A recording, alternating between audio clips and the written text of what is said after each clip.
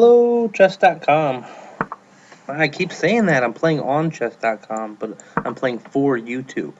So, got another game here against another higher rated player, which I like. Okay, so a c3 Sicilian. We play d5 against that. He takes, I take back with the queen, which normally looks weird, but this pawn here stops his knight from being able to attack. So, he would really like to go into an isolated pawn position. That seems to be what the general hype is about. But usually they play knight. Does knight f3 come first usually? I don't recall. I don't want to play e6 like to defend the pawn so I can bring the bishop out to recapture. But so I'm going to play knight c3 here. Okay, now we come out and we pin. Okay, and now we can play. Let's play this now. So if he takes here, I'll probably trade queens with him and retake on c5. Okay, so knight comes out. If he pins, I'll just play bishop e7. Okay. So I've seen this before, and this usually happens, and I think that this basically forces me to take on d4, doesn't it? Because otherwise, well, no, it doesn't. Well, alright, so if he takes on c4, bishop takes c4, then queen, then he trades queens, and that's where the problem is because the queen is obviously the defender. So, I could play b6,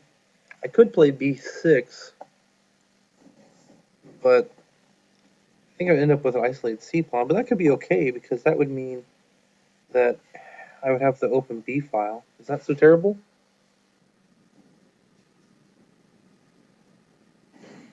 Rook d8 is also an idea. Bishop e7 just drops the pawn, like I said. So I think it's between taking on d4 and playing b3. I like b3 because I want to keep this pawn on c3 for as long as possible in order to, excuse me, as long as possible in order to stop his knight from coming out to c3, which is his most natural square. So the longer I can do that, the happier I would be. Although he might just play c4. I'm also a little bit concerned about bishop to b5 now, and then follow up with queen to a5. Okay, so I need to get castled so that I don't have problems with this knight. What's his idea there? I think maybe he's just trying to develop and continues to hope that I will take. Okay, so he finally decides he's got to do something against the pen. I'm going to maintain it. Well, it's not a pen, rather, but I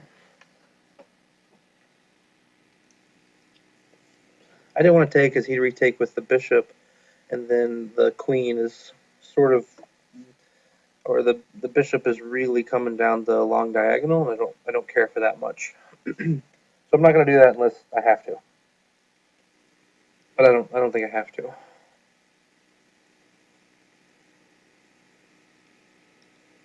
I'll castle next move he lets me. Okay, so finally he plays knight out to a6. So now should I consider leaving him with an isolated pawn since he has not been able to develop the knight the way he wants.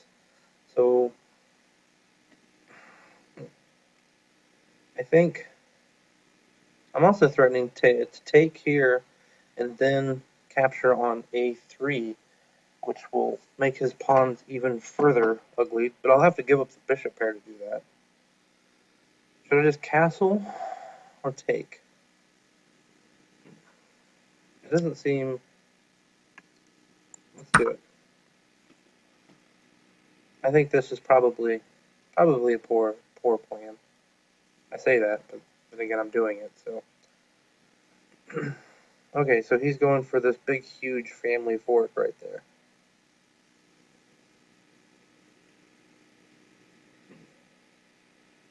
To prevent that, I need to... I'm going to play rook. Yeah, do that.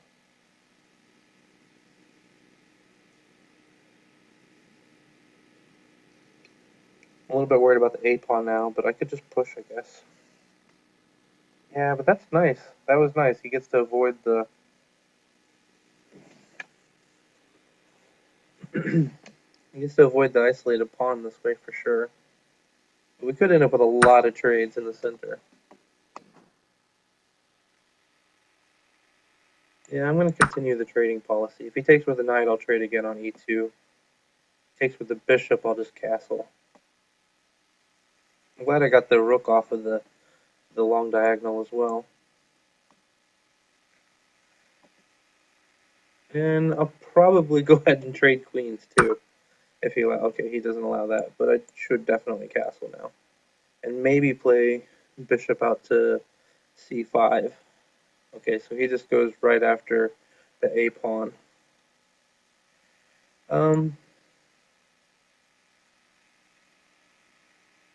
He wants to go back.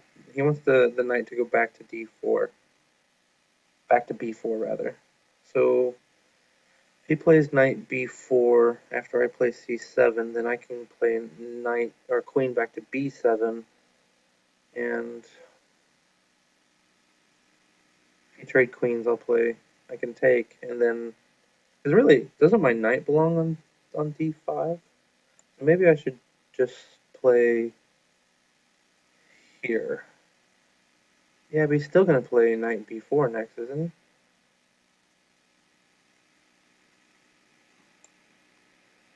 he? Yeah, I think he's still. Maybe I can.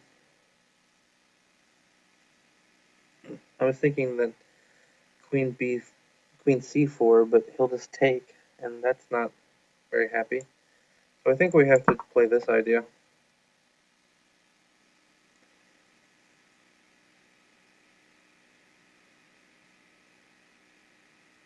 If knight b4, like I said, queen b7 holds the balance.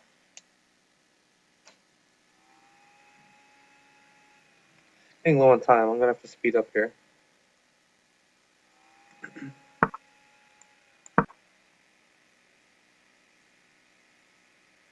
So the queen moves, and then I think I'll play knight d7, and then just try to double on the... Oh, no! The knight defends the queen. That's bogus. How did I... That's pretty annoying.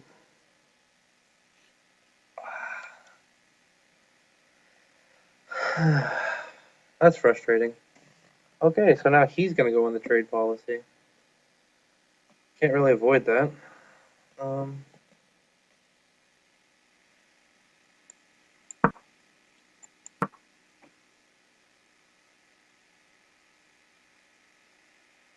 Yeah, of course he wants to trade pieces now.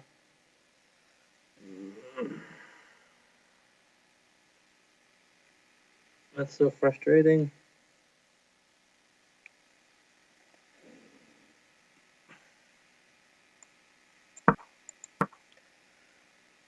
I don't know what a good setup looks like here. I mean, he'll just keep trading, and if I can get like a strong bishop outpost somewhere, sometimes that can work. Okay. Now he's threatening to just maybe double.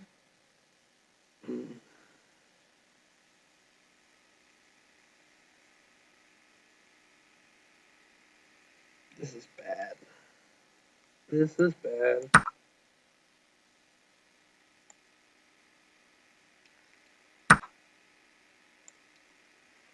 See if my queen can help hold the d file. Unlikely.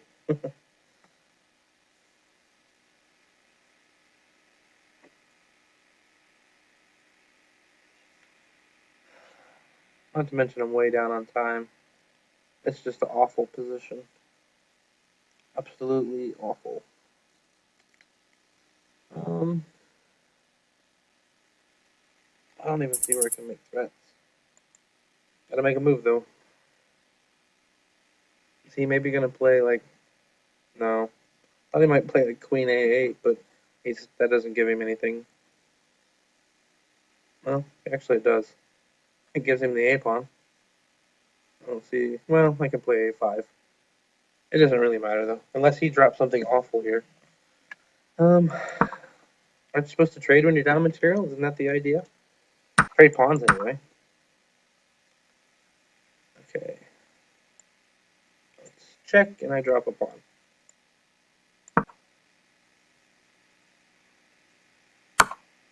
I'll check again.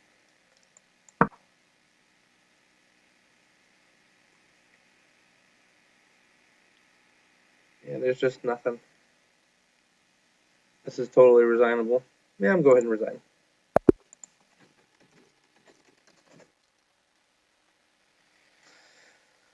resign.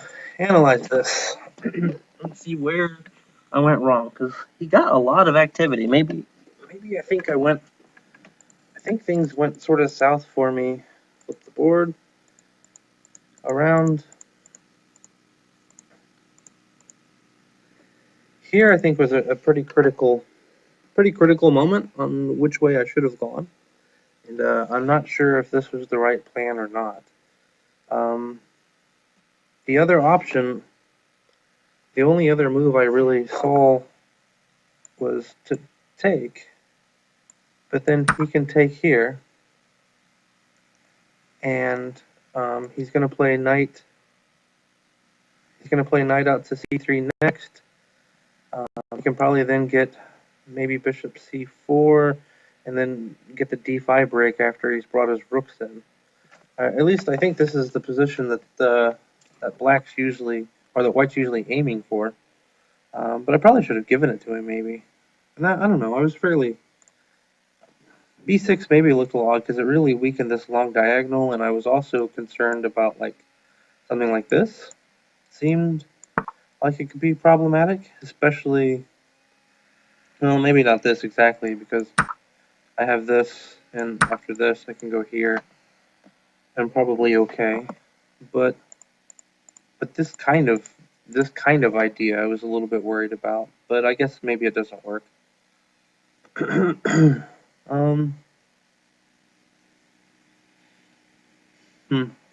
So after cx-d5, pawn takes, which I think is what he would do. I don't think he would do this. I guess this would end up very similar to the game. I think I'm okay. He's okay. Yeah, this would just after bishop e7, which I may not play here. I might play. Yeah, this might be slightly better for me. Oh, because if he plays knight out to a3 now, I could actually just take it, and then the c pawn is weak, and this way. So this would be better for black, I think, than how the game went. But again, I think he would probably go for the isolated pawn. So at b6, and he did not play bishop b5. He played rook e1.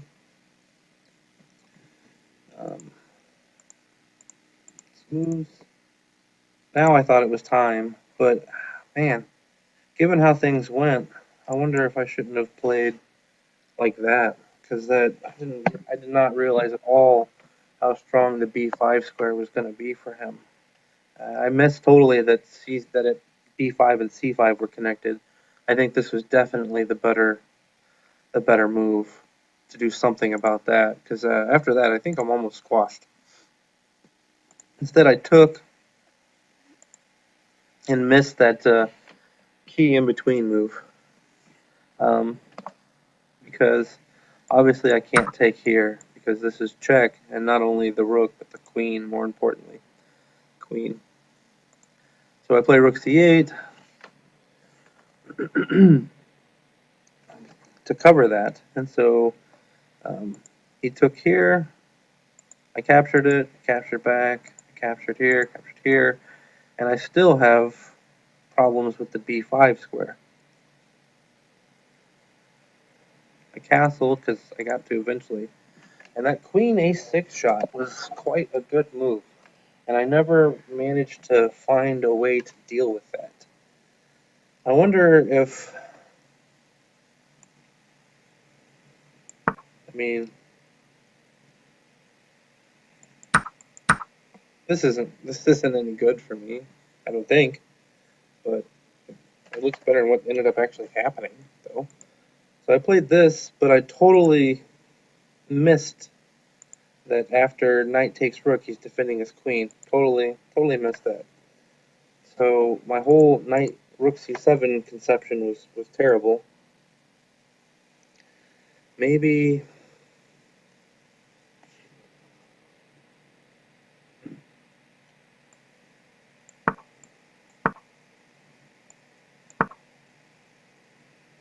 no, this can't work. Nope, this can't work either. So what do we have instead? Is there anything I can do to save the a-pawn? I mean, maybe there's just, I mean, so I have that move, of course, and after this I have here, but that's just ugly. And I didn't want to do that. I was trying to keep my rook more active than that, but I don't know if there's a way. I don't know. If you think of something, or if you have an idea there, if you could put it in the comments for me, I would appreciate it. So anyway, this happened, and then I'm just down the exchange, and for nothing really. I have zero compensation. He's got no weaknesses. He's completely solid. Just has the extra exchange, and he's going to do just what he did. Just run down the d file, and there's just really nothing I can do. Maybe I should have just played back and forth right here, but that would have been, he just would have advanced the pawns, and that would have eventually led to defeat anyway. So I don't know. Maybe instead of a6, maybe I should have played b5 and maybe tried to hope for some play against c3, but that's nothing, I don't think. At least I don't think so. Though I suppose if I could trade off all of these pawns and maybe win one of them, I could set up something, some sort of a situation where I might be okay. But I just didn't find anything. Anyway, it went like this. I dropped a pawn, and here I was way short on time, and he's got double connected pass pawns and an extra exchange. I felt like it was time to throw in the towel. Anyway, I hope you enjoy this, and I'll be back for another one. Thank you. Bye-bye.